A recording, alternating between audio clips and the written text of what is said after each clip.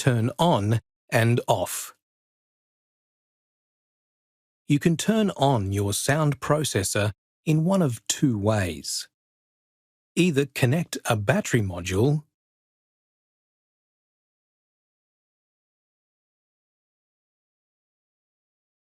or quickly press the lower button to turn on. The processor will flash green when it's turned on. The number of green flashes indicates the number of the current program. To turn off, press and hold the lower button for 2 seconds.